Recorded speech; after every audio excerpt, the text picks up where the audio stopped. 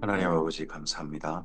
주의 말씀을 삼가 듣고자 합니다. 성령께서 감화하시고 이 말씀을 가슴에 품고 주께서 기대하신 삶으로 향하는 우리 이게 없어서 우리가 생각한 대로 우리가 보고 싶은 대로 내 욕망과 내 가치관을 따라 주의 말씀을 보고 해석하는 게 아니라 주님의 뜻이 어디에 있는지 주님의 뜻에 마음을 맞춰서 주님의 뜻에 초점을 맞춰서 말씀을 만나게 하시고 주님, 그러할 만나는 그런 우리들에게 성령께서 감화가 노하시는 은혜를 이해 하옵소서. 주께서 기록하게 하신 의도 그대로, 온 목적 그대로 우리들이 읽을 수 있게 하시고 만나게 하옵소서. 그래서 주의 말씀이 하나님의 선하신 뜻 그대로 우리 마음의 심리에 새겨지게 하시고 오늘 우리의 삶 속에 하나님의 선하신 뜻으로 너가 흐르게 하옵소서. 주께 의지합니다. 주님의 뜻이 이루어지게 하옵소서. 예수님 이름으로 기도합니다. 아멘. 오늘은 고린도전서 15장에서 16장 말씀 함께 있습니다. 네, 고린도 교회의 11개 문제, 그 가운데 부활, 그리고 나머지 이제 연보 문제라든지 또 아볼로의 복귀 문제라든지 이런 문제들이 나머지 15장, 16장 있는데 그 가운데 15장은 부활 문제입니다. 부활에 관해서 교회에 지금 뭔가 생각을 오해하고 있는, 받아들이기 어려운 그런 분들이 있습니다. 고린도전서 15장입니다. 형제들아, 내가 너희에게 전한 복음을 너희에게 알게 하노니 이는 너희가 받은 것이요 또 그 가운데 선 것이라. 너희가 만일 내가 전한 그 말을 굳게 지키고 헛되이 믿지 아니하였으면 그로 말미암아 구원을 받으리라. 복음은 하나님의 선하신 뜻 그대로 하나님의 마음 그대로 받아들이고 믿으면, 올바로 믿으면 구원이라는 열매로, 구원이라는 결과로, 구원이라는 목적지에 도달하게 합니다. 내가 받은 것을 먼저 너희에게 전하노니, 바울이 전한 복음을 내용을 조금 소개합니다. 이는 성경대로 그리스도께서 우리 죄를 위하여 죽으시고 장사 지냄 받으셨다가 성경대로 사흘 만에 다시 살아나사 게바에게 보이시고 그 후에 12제자에게와 그 후에 500의 형제에게 일시에 보이셨나니 그 중에 지금까지 대다수는 살아있고 어떤 사람은 잠들었으며 그 후에 야고보에게 보이셨으며 그 후에 모든 사도에게와 맨 나중에 만삭되지 못하여 난 자 같은 내게도 보이셨느니라. 여기까지가 바울이 전한 복음입니다. 우린 지금 현재 이 중에서 어, 바로 내가 예수님의 부활의 증인이다 하는 그런 내용은 우리가 할 수 없죠. 내용을 할 수 없습니다. 하지만 앞서서 예수님께서 성경대로 십자가에 죽으시고 장사 지낸 바 되었다가 사흘 만에 부활하셨다. 우리는 이 고백을, 이 내용을 그대로 복음으로, 우리를 위한 복음으로 받아들입니다. 그리고 이 내용을 지금도 우리는 신앙 고백하죠. 사도신경으로서 또는 아타나시우스라든지 이런 신앙 고백으로서 하나님께 올려드릴 때에 예수님의 십자가 사건과 장사 지낸 바 되셨다가 사흘 만에 부활하신 사건은 반드시 우리의 주 내용으로 고백합니다. 이 고백이 우리 진실한 고백이요. 우리 진정한 믿음의 고백이라면 우리는 주께서 허락하시는 하나님께서 주님을 통하여 우리에게 주고 싶으신 예수님 안의 구원, 거기에 이르게 하는 중요한 길이 될 겁니다. 나는 사도 중에 가장 작은 자라. 나는 하나님의 교회를 박해하였으므로 사도라 칭함 받기를 감당하지 못할 자라. 사도 중에 가장 작은 자. 하나님의 교회를 박해해가지고 사도라 칭함 받기를 감당하지 못할 자다. 하지만 내게도 보이셨다는 거죠. 그러나 내가 나 된 것은 나도 이렇게 부활의 증인되고 여기까지 복음을 전한 것은 사도 바울이 그렇게 된 것은 하나님의 은혜로 된 것이니 내게 주신 그의 은혜가 헛되지 아니하여 내가 모든 사도보다 더 많이 수고하였으나 내가 한 것 아니요 오직 나와 함께 하신 하나님의 은혜. 바울은 후발주자입니다. 맨 후발주자.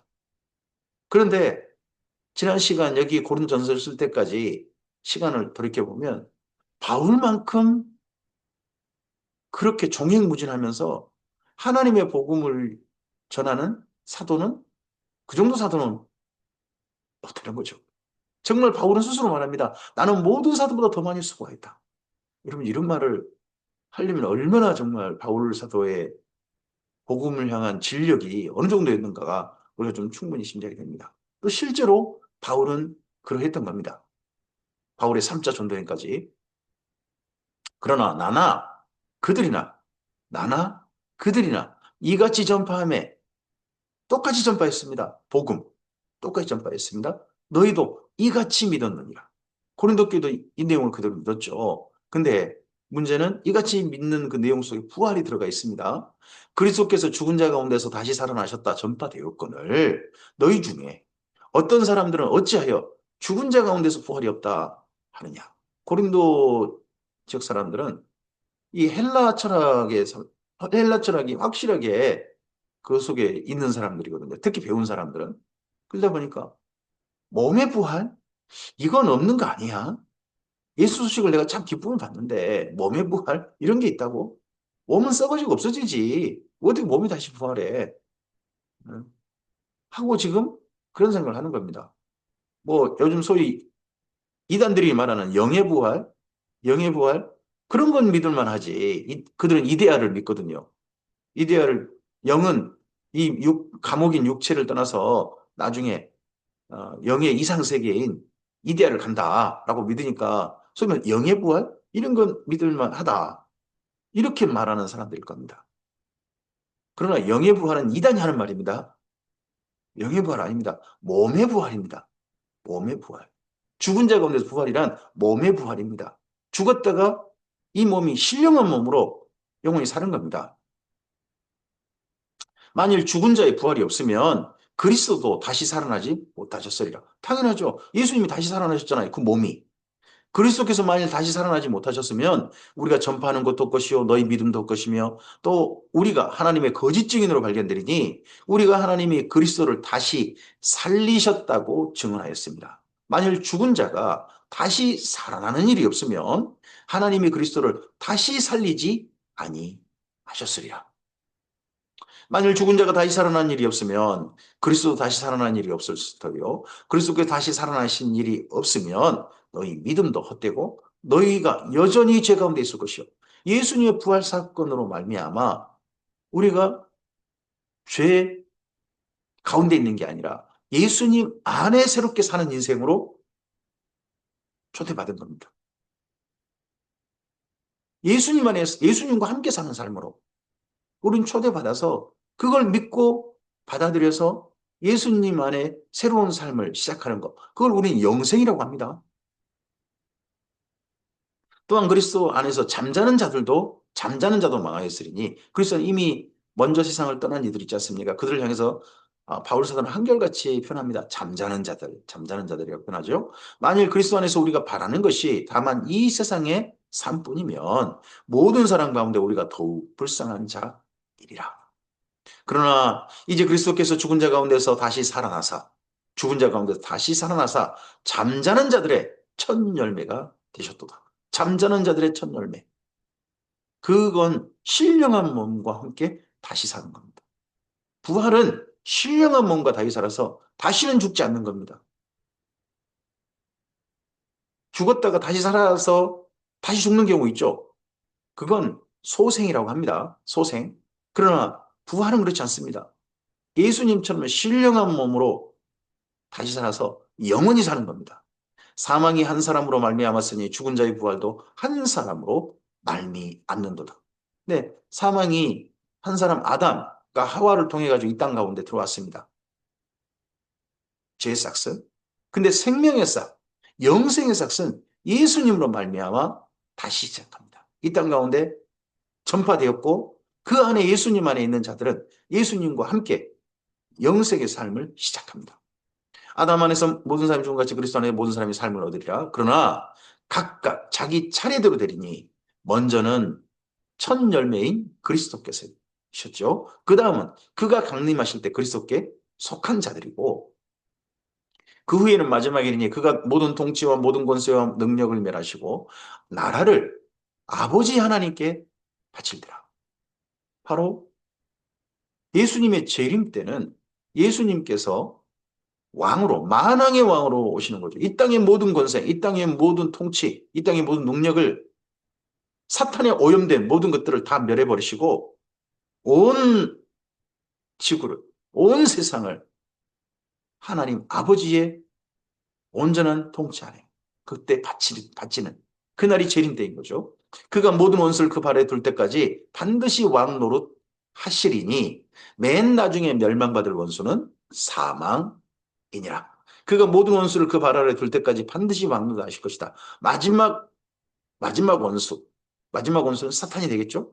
사탄마저도 완전히 지옥불에 던져버리고 더 이상 이 땅 가운데서 발붙이지 못하게 네, 사실 그때 그럼 소위 말해서 어떤 분은 그렇게 믿기도 하죠. 천년왕국 후에 이렇게 믿기도 하고 새하늘 새 땅, 새 예루살렘 거기에 백보자 심판 이후 그때까지 왕노릇 하시다가 맨 나중에 멸망받은 원수는 그래서 사망. 다시는 사망이 없는 그러한 세상으로 우리는 초대받은 거죠. 만물을 그 발에 두셨다 하셨으니 만물을 아래 둔다 말씀하실 때에 만물을 그의 아래 두신 이가 그중에 들지 아니한 것이 분명하도다. 예수님 하나님 아버지께서도 그의 아들 예수님께서도 만물을 그 발 아래 두신 분이시지 만물 안에 계신 분 만물인 건 아니에요. 만물을 창조하신 분, 만물을 다스리신 분 그런 분이신 거죠. 그런 분께서 만물 안에 스며드신 겁니다. 피조물인 인간에게 피조물이 되셔서 직접 찾아오시고 피조물의 모습으로 부활하셨습니다. 만물을 그에게 복종하게 하실 때는 아들 자신도 그때에 만물을 자기에게 복종하게 하신 이에게 복종하게 되리니 이는 하나님이 만유의 주로서 만유 안에 계시려 하십니다.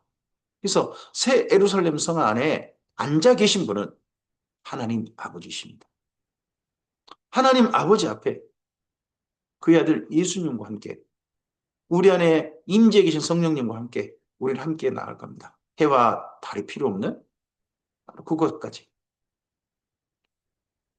만일 죽은 자들이 도무지 다시 살아나지 못한다면 죽은 자들을 위하여 세례받는 자들이 무엇을 하겠느냐? 어찌하여 그들을 위하여 세례를 받느냐 합니다. 여기서 죽은 자들을 세례받는다는 것이 내가 죽은 자 이름으로 침례나 세례를 받는단 말이냐? 그게 아니고 그 다음 절을 읽어보면 보입니다. 이 세례라는 게 예수님께서 말씀하신 세례입니다. 두 자기에게 찾아온 주의 좌편에 오른편에 앉게 주시옵소서 야고보 요한 또 12제자에게 너희가 내 좌우편에 앉은 자는 앉는 것은 내가 정한 것이 아니고 아버지께서 하신 일인데 너희가 과연 내가 마시는 잔을 마실 수 있겠느냐 내가 받는 세례를 받을 수 있겠느냐 했을 때 마시겠습니다. 받겠습니다. 제자들이 말한단 말이에요. 거기서 말씀하신 잔 예수님 마시신다는 잔 그리고 세례라는 게 뭐예요? 십자가의 고난입니다. 그래서 세례는 침례를 의미할 수도 있죠. 침례를 의미하는 첫 번째가 의미가 있고 예수님 말씀하신 세례는 고난에 잠기는 겁니다. 고난에. 또 그래서 그다음 보십시오. 또 어찌하여 우리가 언제나 위험을 무릅쓰리요. 형제들아 내가 그리스도 예수 우리 주 안에서 가진 바 너희에 대한 나의 자랑을 두고 다루나오니 나는 날마다 죽노라. 날마다 죽음을 무릅쓰는 그런 죽음 앞에 늘 서 있습니다. 바울은 섰습니다. 그게 세례입니다. 바울이 받았던 죽은 자들을 위해서 날마다 세례를 받은. 이 땅에 그럼 죽은 자는 누굽니까? 이미 죽어버린 자들이 아니라 잠자는 자로 앞에 표현해놨잖아요. 여기 죽은 자들이란 이 땅에 아직 하나님 안에 살아나지 못한 자들. 아직 하나님 안에서 새로운 영생의 삶을 시작하지 못한 자들. 그들인 겁니다. 내가 사람의 방법으로 에베소에서 맹수와 더불어 싸웠다면 내게 무슨 유익이 있으려? 죽은 자가 다시 살아나지 못한다면 내일 죽을 터이니 먹고 마시자 하리라. 속지 말라. 악한 동무들은 선한 행실을 더럽히나니 깨어 의를 행하고 죄를 짓지 말라. 하나님을 알지 못하는 자가 있기로 내가 너희를 부끄럽게 하기 위하여 말하노라. 내 몸으로 그래서 악을 함부로 저지르거나 선한 행실을 더럽히는 일을 해서는 안 됩니다. 선한 행실을 더욱더 거룩하게 해야 됩니다. 이 몸이 이 몸을 이 몸으로 죽으면 아무 이 몸 쓰잘데기 없다. 그러니까 오늘 먹고 마셔도 이 몸에 아무 영향 안 준다. 이거 헬라 철학입니다. 헬라 철학. 성경은 절대 그렇게 말씀하지 않습니다. 선한 행실을 더럽히는 일에 우리는 교회가 동참해서는 안 됩니다. 선한 행실을 더욱더 선한 행실답게, 거룩하게, 정결하게, 경건하게 하는 것이 주님께서 부활하셨음을 믿는 자들, 주께서 부활하신 것처럼 우리도 부활할 걸 믿는 자들, 그 부활을 기다리는 자들, 부활을 향해 걸어가는 자들이 살아갈 삶인 거죠. 이렇게 살지 않고 자기 몸을 함부로 사육하는 자, 선한 행실을 더럽힌 자들을 향해서 바울은 지금 부끄럽게 하려고 이걸 쓰고 있다는 겁니다. 그러면 고린도 안에 그런 사람도 있다는 거죠. 누가 묻기를 죽은 자들이 어떻게 다시 살아나며 어떠한 몸으로 오느냐 하리니 어리석은 자여 내가 뿌리는 씨가 죽지 아니하면 살아나지 못하겠고 또 내가 뿌리는 것은 장래의 형체를 뿌리는 것이 아니요 다만 밀이나 다른 것의 알맹이 뿐이로되 하나님이 그 뜻대로 그의 형체를 주시되 각 종자에게 그 형체를 주시니라. 네, 오늘 이 몸으로 씨를 가지고 비유를 들었죠. 밀, 보리, 꿀입니다. 그럼 나중에 뭐가 거기에 맺힙니까? 밀보리입니다. 오늘 우리 죽을 몸으로, 우리 몸은 죽죠. 우리 죽을 몸으로 선한 행실을, 예수의 부활을 기다리며 아름다운 삶으로 이 땅 가운데 뿌리면 이 몸을 기꺼이 정말 고난의 세례, 이 땅에 아직 하나님을 알지 못하는 자들, 아직 죽음 아래 있는 자들, 하나님과 격리된 게 죽음이니까요. 그런 자들에게 예수님 안으로 초대하고 예수님 안에서 새로운 삶을, 영생의 삶을 시작할 수 돕는 이 삶을 한결같이 사는 건 죽는 거죠. 내가 죽어서 이 땅에 싹쓸 피우는 겁니다. 그래서 자라서 열매를 거두는 거죠. 육체는 다 같은 육체가 아니니 하나는 사람의 육체요, 하나는 짐승의 육체요, 하나는 새의 육체, 하나는 물고기 육체라. 하늘에 속한 형체도 있고 땅에 속한 형체도 있으나 하늘에 속한 것의 영광이 따로 있고 땅에 속한 것의 영광도 따로 있으니 해의 영광이 다르고 달의 영광이 다르며 별의 영광도 다른데 별과 별의 영광도 다르다. 모르겠습니다. 부활의 모습을 여기 지금 의미하는 그런 설명이라면 나중에 부활한다고 해가지고 모든 사람이 다 똑같은 영광을 얻을 거냐 하는 건 아닐 수도 있다 하는 걸 생각해 볼 수도 있습니다. 죽은 자의 부활도 그와 같으니 그렇게 그다음 연결하지 않습니까? 죽은 자의 부활도 그와 같으니 썩을 것으로 심고 썩지 아니할 것으로 다시 살아나며 욕된 것으로 심고 영광스러운 것 다시 살아나며 약한 것으로 심고 강한 것으로 다시 살아나며 육의 몸으로 심고 신령한 몸으로 다시 살아나나니 육의 몸이 있은즉 또한 영의 몸도 있는 여기 영의 몸이란 신령한 몸 성령님께서 허락하신 예수님과 같은 몸 하늘의 장막입니다. 이 땅의 장막이 아닙니다. 이 땅의 재료가 아니라 하늘의 장막. 예수님께서 그 몸으로 부활하시다는 거죠. 기록된 바 첫사람 아담은 생명이 되었다는 것 같이 마지막 아담은 살려주는 영이 되었습니다. 산 존재. 아담은 하나님의 호흡이 그 안에 들어와서 네페시 하야 생명 살아있는 자가 되었습니다. 예수님 안에 예수님은 살려주는 존재가 되셨습니다. 그래서 예수님으로 말미암아 이제 우리는 그 예수님의 호흡 숨을 내쉬시며 말씀하시되 성령을 받으라 하시지 않습니까? 그 성령을 받은 자들, 성령께서 강림하셔서 임재해 계신 그들은 예수님 안에서 살려주는 살림받은 존재가 됩니다. 우리가 스스로 산 게 아니라 예수님께서 살려주신 살림받은 존재들이 되는 거죠. 그러나 먼저는 신령한 사람, 부활 바로 이런 게 아니죠.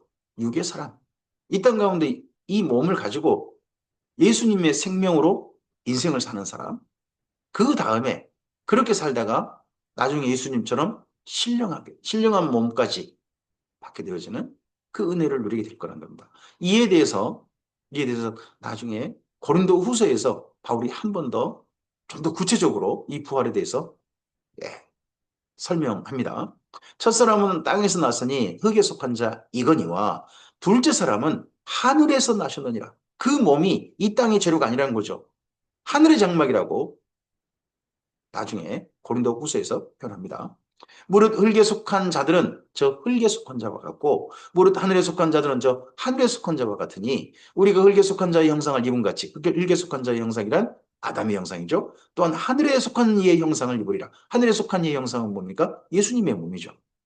예수님의 몸과 같은 그 몸도 몸이 우리의 몸이 될 거라는 겁니다. 형제들아, 내가 이것을 말하노니 혈과 육은 하나님의 나라를 이어받을 수 없습니다. 또한 썩는 것은 썩지 않을 것을 유업으로 받지 못합니다. 영원히 존재하는 하나님의 나라를 이 땅에 살다가 한시적 유한한 인간의 몸을 가지고 인간의 시간을 가지고 그걸 유업으로 받을 수 없습니다. 영원한 하나님 나라를 유업으로 받으려면 또한 우리도 영원히 존재해야 가능한 거 아니겠습니까? 유업으로 받으려면. 그래서 그러기에 부활이 반드시 있어야 되는 거죠. 우리에게도. 보라, 내가 너희에게 비밀을 말하노니 이 비밀, 바울이 말하는 비밀, 신약 성경의 비밀입니다. 우리가 다 잠잘 것이 아니요 마지막 나팔에 순식간에 호련이다 변하더니 마지막 나팔이라고 표현합니다. 그러면 그 앞에 몇 개 나팔도 있는 거겠죠. 그러다가 최후의 나팔, 마지막 나팔. 이건 요한계시록 가면 7번째 나팔이 됩니다. 순식간에 호련이 다 변화될 것이다. 마지막 나팔에 첫째 순식간에, 두 번째 호련히, 세 번째 다. 이게 부활의 그때 모습일 겁니다. 나팔 소리가 나네. 죽은 자들이 썩지 않을 것으로 다시 살아나고 우리도 변화되리라. 죽은 자들이 썩지 않을 것으로 다시 산다. 썩지 않을 몸, 하늘의 몸이죠. 그리고 우리도 살아있는 이 땅에 생명 있는 자들도 변화되리라. 바울이 이때 보면 바울의 생각이 보입니다. 데살로니가 전서 4장이나 여기 고린도전서 15장이나 바울은 여기 때 고린도전서 쓸 때만 해도 내가 살았을 때 이 땅에 살아 있을 때 주께서 오신다. 지금 자기가 복음 전하는 사람들 그들도 살아서 주님 맞을 자들이 재림하실 주님 맞을 자들이 많을 것이다 하는 생각을 가지고 있는 게 분명합니다. 그러다 보니까 임박한 환난 이런 면을 쓰는 겁니다.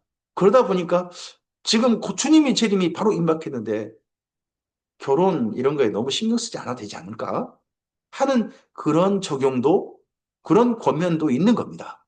이때는 이 썩을 것이 반드시 썩지 아니할 것을 입겠고 이 죽을 것이 죽지 아니함을 입으리로다. 이 썩을 것이 썩지 아니함을 입고 이 죽을 것이 죽지 아니함을 입을 때는 사망을 삼키고 이기리라고 기록된 말씀이 이루어지리라. 사망아 너의 승리가 어디 있느냐. 사망아 내 쏘는 것이 어디 있느냐. 사망이 쏘는 것은 죄의 권능은 율법이니라. 이것들은 이미 호세아서라든지 이런 말씀들의 인용이죠. 우리 주 예수 그리스도로 말미암아 우리에게 승리를 주시는 하나님께 감사하노니 그러므로 내 사랑하는 형제들아 이제 그런 율법의 아래가 아니라 예수님으로 말미암아 이제 구원을 받은 그러한 주님의 사람들 그 승리를 주신 하나님께 감사하노니 그러므로 내 사랑하는 형제들아 첫째 이제 이런 부활 속에 부활에 참여한 자들이 됐다면 복음을 받아들여서 하나님 안에 새로운 생명의 삶을 시작했고 부활을 기다리는 자로 오늘을 살고 있는 자라면 첫째 견실하라. 한결같이 실속 있게 열매 있게 삶을 살고 두 번째 흔들리지 말고 견고해서 열매를 맺어가고 흔들리지 말고 항상 주의 일에 더욱 힘쓰는 자들이 되라. 이 세 가지가 부활을 선물 받은 사람들의 한결같은 삶의 자세입니다. 지금까지 주께서 살아가신 삶을 여기까지 한결같이 걸어온 주님의 사람들, 부활을 기다리는 모든 주님의 사람들이라면 지금까지 열매를 맺어온 것처럼 앞으로도 한결같이 열매를 맺어가시길 바랍니다. 흔들리지 맙시다. 그리고 더욱 항상 주일에 더욱 힘쓰는 자들이 되는 삶으로 우리의 삶을 나갔으면 좋겠습니다. 오늘 막힌 주일이 어떤 일입니까? 저는 다음 주에 있을 성경 강좌를 준비하고 있습니다. 주님의 교회를 섬기는 일도 오늘도 있습니다. 주요교회와 약속한 일도 있습니다. 그 약속한 일. 그리고 제가 또 주님 앞에서 또 제게 주신 아름다운 일들을 준비하는 일도 있습니다. 그 모든 일을 더욱 힘쓰는 자들, 오늘 하루를 더욱더 아름답게 그런 일들에 삶을 드리는 자, 그런 자들이 바로 우리가 되었으면 좋겠습니다. 이는 너희 수고가 주 안에서 헛되지 않을 줄을 알미라. 고린도전서 16장입니다. 이제 그리고 그 다음 문제로 넘어갑니다. 이 문제는 문제라기보다는 부탁이죠. 고린도전서 16장 1절입니다. 성도를 위하는 연보에 관하여는, 성도를 위한 연보는 사실은 예루살렘 교회를 향한 구제 헌금입니다. 내가 갈라디아 교회들에게 명한 것 같이 너희도 그렇게 하라. 갈라디아 지역 교회, 바울이 이미 1차 전도, 2차 전도 때 다녔던, 또 3차 전도 때까지 다녀왔던 갈라디아 지역 교회, 그 교회들에게도 예루살렘 교회를 돕자고 명했다는 겁니다. 너희도 그렇게 하라. 매주 첫날에 너희 각 사람의 수입에 따라 모아두어서 내가 갈 때 연보를 하지 않게 하라. 매주 첫날이 그러면 여기 연보를 드리는 날인 거죠. 매주 첫날이 언제입니까? 안식구 첫날이 됩니다. 안식구 첫날. 지금 현재 주일이죠. 그러면 안식구 첫날에 모인 겁니다. 고린도 교회가요. 연보를 모으는 날이 언제입니까? 교회가 모이는 날, 예배드리는 날인 겁니다. 내가 이럴 때에 너희가 인정한 사람에게 편지를 주어 너희 은혜를 어디로? 예루살렘으로 가져가게 하리니. 연보에 대해서 다르게 표현했습니다. 은혜다. 왜요? 값없이 주는 선물이거든요. 예루살렘 교회에게 뭔가 대가를 바라고 주는 게 아니잖아요. 고린도 교회가 바울의 권면, 명령에 따라서 예루살렘 교회를 돕고자 하는 마음으로, 그들을 사랑하는 마음으로 그냥 보내는 거예요. 그러니까 은혜죠. 돌아올 뭔가 기대하는 게 아니에요. 은혜입니다. 그들을 사랑해서 호의를 가지고 그들에게 베푸는 거니까요. 만일 나도 가는 것이 합당하면 그들이 나와 함께 가리라. 예루살렘에 이 연보 전달에 나도 함께 갈 수 있으면 가겠다. 내가 마게도냐를 지날 터이니 마게도냐를 지난 후 너희에게 가서, 그러면 에베소에서 아시아 그쪽에서 두로아로 올라가 가지고요. 두로아에서 네아폴리 거쳐서 빌립보 갈 것이고, 빌립보에서 뭐 밤빌리아, 아볼로니아 지나서 저쪽 데살로니가 갈 것이고, 베레아 갈 것이고, 그리고 아덴 걸쳐서 고린도 오겠죠. 고린도 오겠죠. 그렇게 너희에게 가서 혹 너희와 함께 머물며 겨울을 지낼 듯하니, 그래서 나중에 사도행전 20장에 입장에 가보면 헬라에서 3개월을 지냈다고 되어 있습니다. 그 헬라에서 지낸 3개월 지낸 장소가 고린도일 겁니다. 고린도? 겨울을 지낼 듯도 하니 이는 너희가 나를 내가 갈 곳으로 보내어 주게 한답니다. 왜냐 그러면 그 겨울이 비우기거든요. 우기와 함께 추운 때이기도 하고, 그리고 그때 바람도 좀 심한 거죠. 그러다 보니까 잠깐 머물렀다가 우기가 끝날 때 정도에 가게 됩니다. 그러면 어느 때가 가까워지냐 그러면 6월절이 가까워지는 거죠. 그래서 6월절에 맞춰 가려고 생각을 했던 것 같습니다. 예루살렘에는 이제는 지나는 길에 너희를 보기를 원하지 아니하노니 이는 만일 주께서 허락하시면 얼마 동안 너희와 함께 머물기를 바랍니다. 그래서 3개월을 머무는 내용이 실제 사도행전에 기록되어 있는 거죠. 내가 오순절까지 에베소에 머물려 함은 내게 광대하고 유효한 문이 열렸으나 대적하는 자가 많음이라. 바울의 3차 전도여행은 굉장히 바울이 복음이 왕성하게 전파된 때입니다. 바울 사역의 최고 전성기인 거예요. 정반대로 바울 사역의 최고 위기기도 했습니다. 굉장히 많은 갈등이 있었고, 외부의 이혀, 내부의 갈등, 이런 것들이 바울을 총체적으로 괴롭혔던 때이기도 합니다. 디모데가 이르거든, 이 편지를 가져간 분이 누군지 보이죠? 디모데가 이르거든 너희는 조심하여 그로 두려움 없이 너희 가운데 있게 하라. 이는 그도 나와 같이 주의 일에 힘쓰는 자니라. 디모데가 보내면서도 걱정인 거예요. 이 고린도 교회가 조금 예의 없게 디모데를 대할까 봐. 그러므로 누구든지 그를 멸시하지 말고 평안히 보내어 내게로 오게 하라. 나는 그가 형제들과 함께 오기를 기다리노라. 형제 아볼로,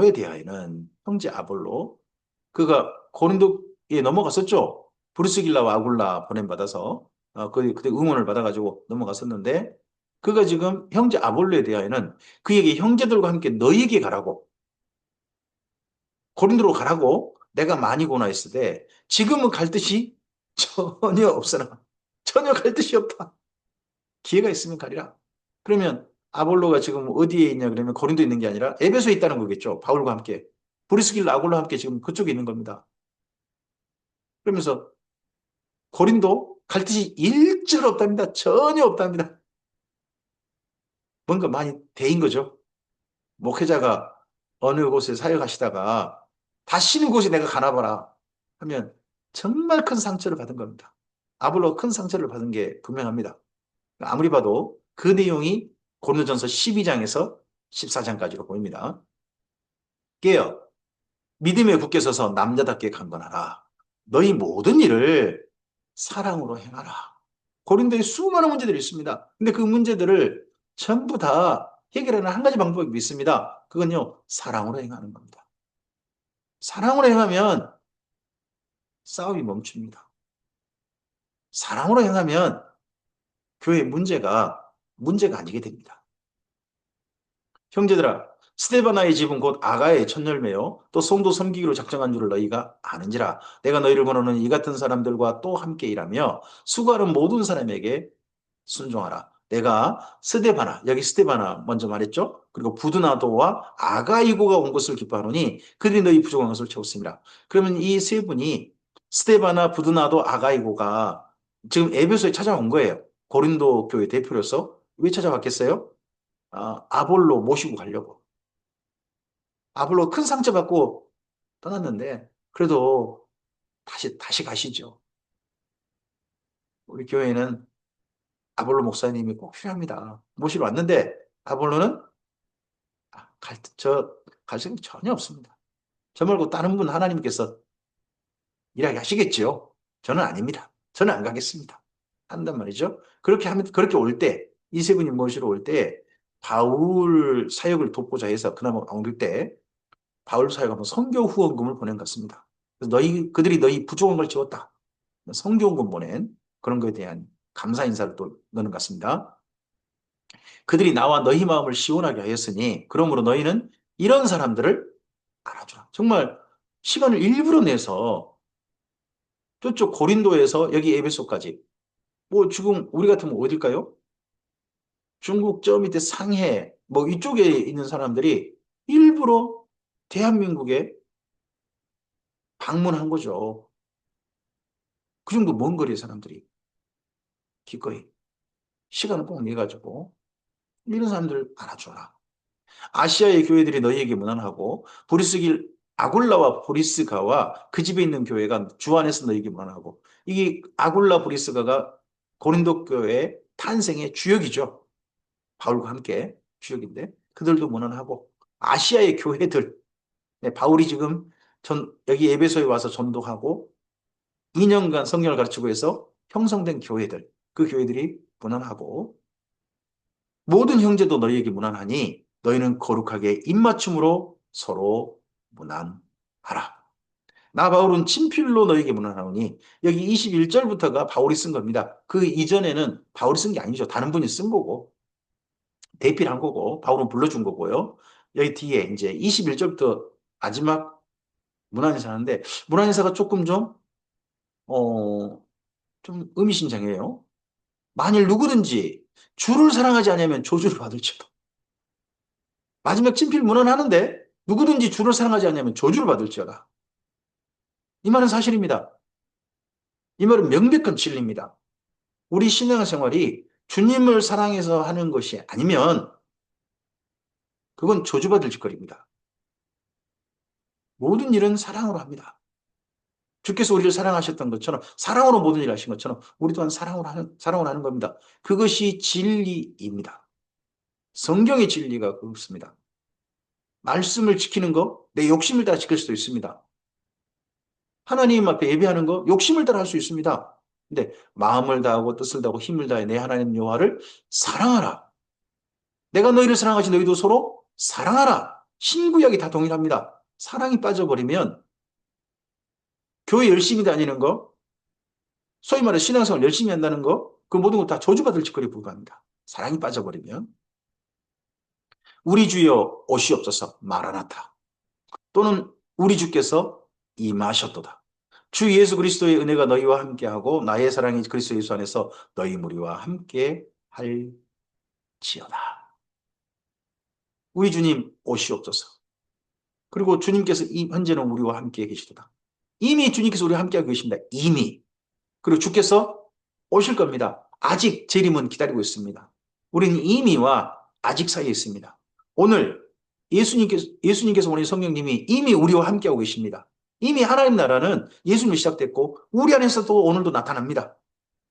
오늘도 부활을 기다린 자로 하나님의 사랑을 받은 자로 사랑으로서 역사하는 하나님의 나라를 이루어가는데 우리는 초대받았고 그 주역으로 주께서 세우셨습니다. 그리고 우리는 기다리고 있습니다. 아직 주의 재림은 아직은 이르지 않았습니다. 기다리고 있습니다. 우리는 이미와 아직 사이에 있는 거죠. 그런 우리들에게 주의 은혜와 진리와 그리고 사랑이 함께 있으면 좋겠습니다. 또한 성도들의 사랑이 우리를 더욱더 힘을 내게 하고 격려가 되었으면 하나님께서 우리에게 베푸시는 격려가 되었으면 좋겠습니다. 자, 여기 고린도전서를 이제 이후에 고린도 후서 말씀으로 이어가도록 하겠습니다. 고린도전서를 바꿔서 고린도 교회가 어떤 반응이 있었고 그 반응에 따라서 어떻게 고린도 후서를 쓰게 됐는지 내용들을 고린도 후서를 우리가 읽어가면서 살펴보도록 하겠습니다. 고린도 후서는 전반부에는 1장부터 9장까지는 위로란 단어에 주목하셔야 됩니다. 그리고 후반부에는 경고인 게 보입니다. 한번 그 내용을 우리 함께 좀 살펴가는 걸로 일단 말씀을 이어가도록 하겠습니다. 오늘도 하나님의 말씀은 우리 가운데 진리로서 흐릅니다. 진리로서 흐르는 이 말씀이 오늘 우리의 삶을 주님께로 가까이 이끌게 하시는 하나님의 선물이길 바랍니다. 부활을 향하여 나아가게 하는 인도자가 말씀일 줄 믿습니다. 주의 말씀과 함께 오늘 하루 복된 하루 부활을 향해 나아가는 바로 주님의 사람들로 같은 소망을 품고 같은 사랑으로 함께 사는 우리 모두이기를 바랍니다. 감사합니다.